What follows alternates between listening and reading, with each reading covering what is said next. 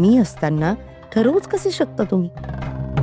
इथे जे काही होणार ते फक्त मी ठरवणार. ही रेवती पैठणकर गौरी या घरातून बाहेर कशी जात नाही बघतेच मी.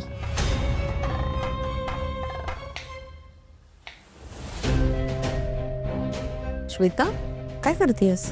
जेवण. का? अगं चंदू करेल ना. नाही रेवती काकू, मी घरातल्यांसाठी जेवण बनवत नाहीये. मग? ते ऑफिसमध्ये यांना डबे न्यायचे आहेत ना, म्हणून. श्वेता, अगं पण तू हे का करतेस? रेवती काकू, प्रश्न आमच्या संसाराचा आहे आणि आता मी कुणावरही अवलंबून नाही राहणार आहे. मी करेन सगळं. यांना मानानं काम करताना बघायचंय मला. हो श्वेता, पण आपला हेतू वेगळा आहे ना. आपण गौरीसाठी करतोय ना हे सगळं.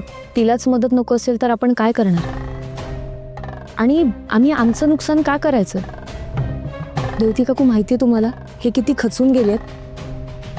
रुद्रभाऊजी कायमच विरोध करत राहणार आणि गौरी सुद्धा डबे नाही देणार. मग काय?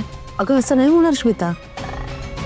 गौरीला बिझनेस करायचा आहे आणि गौरीला मदत व्हावी म्हणून सुमितला परमिशन दिली आहे कामावर जायची, राजन भाऊजींनी आणि नंदिनीनी. विसरलीस का? मी उगाचच रुद्रभाऊजींवर रागवत होते. इथे तुम्ही सगळे सुद्धा गौरीचाच विचार करताय. तिला मदत व्हावी म्हणून यांना काम, हो ना? ती महत्वाची आहे, यांना काहीच किंमत नाही. आमच्या संसाराला काहीच महत्व नाहीये का? श्वेता प्लीज डोक्यात राग घालून घेऊ नकोस. सुमितची काळजी सगळ्यांना आहे, पण गौरी मैत्रीण आहे ना तुझी, तिचा विचार कर. अगं तुझ्या मैत्रिणीचेही पैसे सुटतील आणि तुझा नवराही कौतुक करेल आणि घरचे. हे भलतंच काय करत बसली असतो? हे काम तुझं नाहीये, हे काम गौरीला करायचंय. गौरीला सपोर्ट करायचंय आपल्याला. श्वेता, तू ज्या गोष्टीची इतकी वर्ष वाट बघत होतीस ते आता होतंय. सुमित सोबत आनंदाने संसार कर. सुमित सोबत संसार करायचा, तो आनंद उपभोगायचा की इथे राबत बसायचं, याचा विचार आता तू कर.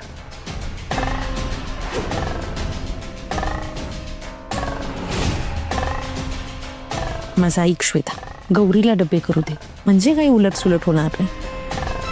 सुमितला खूप होप्स आहेत तुझ्याकडं.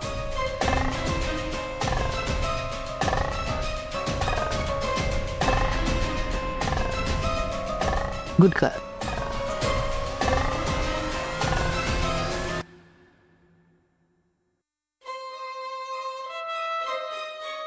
आता रुद्रला मध्ये यायचं तर येऊ देत, माझ्या फायद्याचंच आहे ते. गौरी,